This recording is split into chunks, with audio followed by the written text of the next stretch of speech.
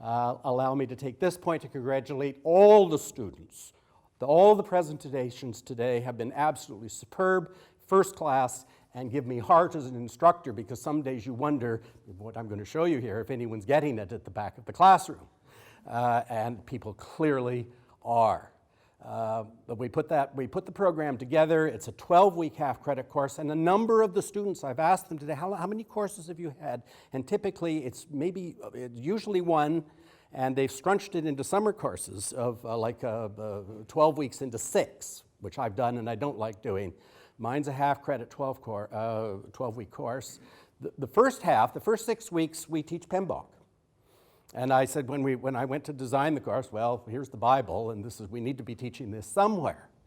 But as I was going through it, back in the 80s or 90s, I had the privilege to meet Dr. Nicholas Negroponte, who's the director of the Media Lab at MIT. Kip's brought him in here to speak in Toronto. And the model that they used at the MIT Media Lab, especially at the graduate level, is called demo or die. And every 2 weeks you have to come in and show something, produce something. If it doesn't work, you have to have an explanation as to what's going on and whatever. And I did not lose sight of that, and I've run many of my student projects that way over the years. Well, as I say, more recently, when I came to design the course, I'd reading textbooks and thumbing through textbooks and whatever, and I come across a thing called Agile.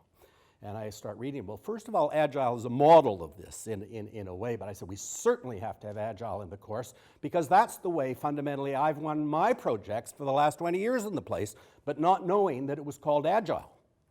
So anyway, we get to that. What I want to talk, I'm dovetailing here. This is what we do in the classroom. You see, what we've been hearing here today is everything that goes on in the workplace, and the messes in the workplace, and how people function in the workplace. What I'm talking about, this is the good, the bad, and the ugly. This is what goes on in the classroom to help get people prepared, and I think goes on in many of the project management classrooms here at U of T, elsewhere around the country. I'm very big on peer review and self-assessment. I'm going to walk you through very quickly here. There are 2 assignments that we have. First, we start with the work breakdown structure chart. I'm going to show you some of that in a minute. And that eventually flows through to a Gantt chart. And what goes on in the process, I'm very big on having an initial draft. It's like guys making a cake the first time. In the kitchen, you're probably going to burn the first cake, right? You have to do it a couple of times to get it right. Certainly I do. I can make the cake now. Now, what I didn't do, and I apologize for this, but I do have it for the judges here. The work breakdown structure chart is based on the syllabus for the course. Here's the source documentation, and I'm going to come back to this if I may. Here's the source documentation, and what you have to do is come up with the work breakdown structure chart for the course. What a good idea. The people in academic skills love this. They think we should be doing this in every course. Well, here it gives you a sense of what comes in. These are both first drafts, but it gives you a sense of the variance in students' perception of what's the question that's even been asked. What's the problem to be solved here? And in this case, the student has done a wonderful job, but this is not about deliverables. It's all about actions. I'm going to study, I'm going to go to class, I'm going to do this and that and the other thing. Nothing about deliverables. What readings, what question sets, what assignments, how many of them are there, what's the time involved with it? So this is closer to what we're getting. This is same assignment. This is one version of the first draft, and here's the second version of the first draft, which is much closer to what we're looking for. This one gets a much higher mark. Here are all of the weekly readings, and you see what I get them to do is put the time on it. How much time per week are you spending on each of these things? Then what we do, if these are the readings, we've got the participation in the classes. There are 2 assignments in there, the exams and the studying. This goes a bit off the screen. Also, we can pick up, in fact, there are not 13 weeks in the course. Someone's got an extra 3 hours or whatever it is in here. And also, there's a line that goes over here because, in fact, in week 6, we had the in-class midterm exam. Well, that time's already been duplicated over here. So we got extra time in this thing. So this is about being clear what the deliverables are, what the requirements are. And the very interesting, when you add this up at the top, you see each of the units here, we can see typically there are about 33 hours in class time. And yet this all adds up, and the magic number for the course is somewhere between, let's say, 95, 105 hours. The very interesting thing that I've come to appreciate over the time is that, over the years, that there's a direct correlation between that number at the top and the number that you'll get in the course. And one year, in fact, I only had something like 28 hours at the top there. Student hadn't even included the time for the lectures, all of the lecture time, let alone anything else. So this is a huge thing, just getting from there to there, because you can't produce anything until you're very clear about this. All the rest, and especially if it's a Gantt chart, simply doesn't matter. So could we go back one then the other way? So what I do then, at the end of the first draft, this is a Scrum by email. This is another way of doing this. I send everyone else. This is self-assessment, and people don't like to do self-assessment. People find it very hard to do self-assessment. Well, we're all in the deep end of the pool on this together in my class, right? We're all doing self-assessment. So the first thing is the number one, the things that I've been able to complete and are correct, zing, zing, zing. The things that I was unable to complete or remain as problems, no human resources kind of thing here. The follow improvements that I'm going to make in my second draft, right? The final draft. Now people have to put a number on it. And this is where the integrity and the ethics issue comes in here, because how really realistic people are about, A, the quality of their work, and their perception, their answer to the problem. And some people get 9 out of 10, 10 out of 10. It's all over the map on this. And it also opens the door for very interesting discussion with people, a private discussion about that. I can carry on about it publicly. A picture's worth 1,000 words, right? And also, we want their explanation for their ranking. Very useful, this process. It's a process of self-improvement. Okay, Peter, can we go? So, quickly then, we now have our well-formed work breakdown structure chart along the lines that we had over here. Everything with a place, and it's in its place, and we have a sense of the time. So we now need to pour this into a Gantt chart. People need, in my class, we learn about Gantt charts. Well, a very interesting thing, in fact, when I first taught the course in 2009, this is what I got. I had 22 students, and they were all, I had 22, could you believe, 22 different variations of the Gantt chart for the same project. And I said, what on earth is wrong with this? And I went back and realized, of course, people were not at all clear on what the deliverables were. So I had them go back and actually produce the work breakdown structure chart, and then we were able to solve the problem with the Gantt chart. And what invariably I find happens, there are one or two things, and it's usually this one. Because if you're using Project, or we use the Project Libre version of it, when you take your work breakdown structure chart and pour it into Gantt chart software, this is typically what happens. And this is grouped now by the types, the clusters of work. So we have all the lectures at the top, and then we have the assignments, maybe we have exams and whatever.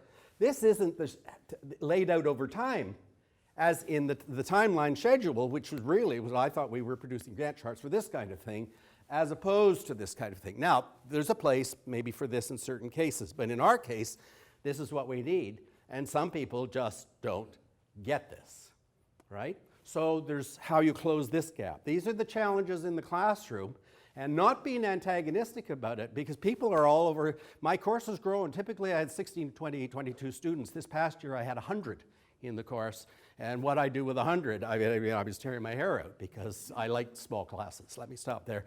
And I'm going to wrap up, yes, on the collaboration thing. All of that other work is not teamwork. This is one of the assignments. We do various things with Lego, Tinker Toys, very big on Tinker Toys. And people are randomly put into teams. People have different learning styles and whatever. So randomly pick them out, put them together and whatever. And some people almost next to refuse to work on teams. They want to work by themselves. They don't want to work in a team. They don't want to be a part of the team. Well, we have to do something about that one. And these are two examples. So randomly people are in teams, and randomly the objects are distributed as what you're going to build. Well, this one actually is exemplary. This is the big fan. And what this exercise is about, you have to produce documentation. What this assignment's all about, first of all, and you don't have any directions, what you have to do is create a user manual, something like an IKEA manual, so that someone else could build the big fan from your instructions, right? And there are no design. You have to figure out what the fan's going to look like, how you're putting it together, document it. In a group of 4 or 5 people, someone's a scribe maybe, you have to assign the role. You have to figure it out. This 5 or 6 people put together, you figure it out, but an hour from now, I need the instruction book, right? Well, that works. Well, there are instruction books and instruction books. This is an example of a not good instruction book for an airplane. There were actually 2 pages in it. Those were the visual sort of diagrams of the airplane. And then this was sort of the instruction as how to put it together. This is the example of the big fan. 7 pages of instruction books, much like the Tinker Toy manual in some ways. I have the official Tinker Toy manual if anyone questions anything.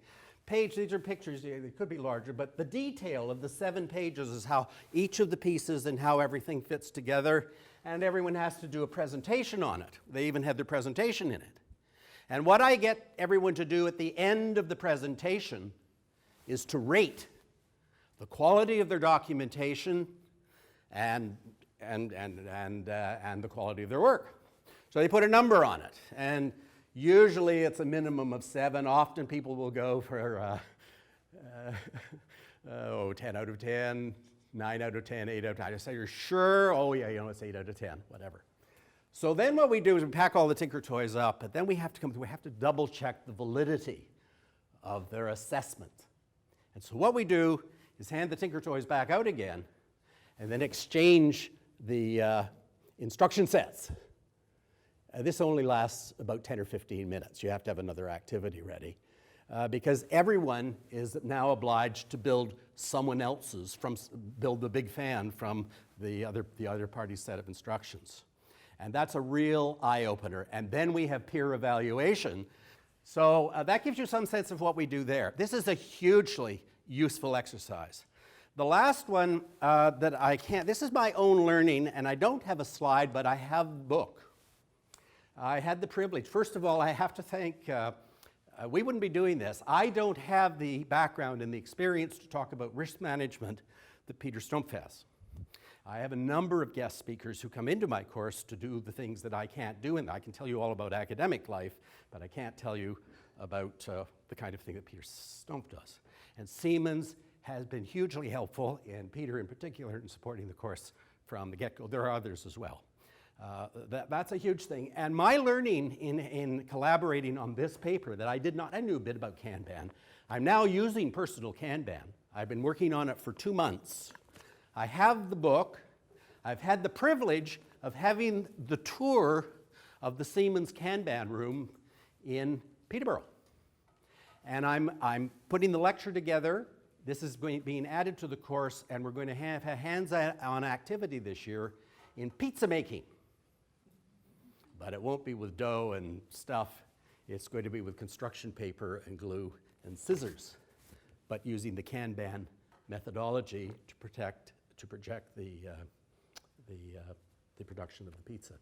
So, and this is huge. For me, this is the next thing to dovetail and integrate, especially in a fundamentals course, in 12 weeks for students to come away with a sense of what Agile's about, in addition to PMBOK, and now something like this, I think is huge. So if you haven't read this, let me be an evangelist too. Get the book. This is well worth your time.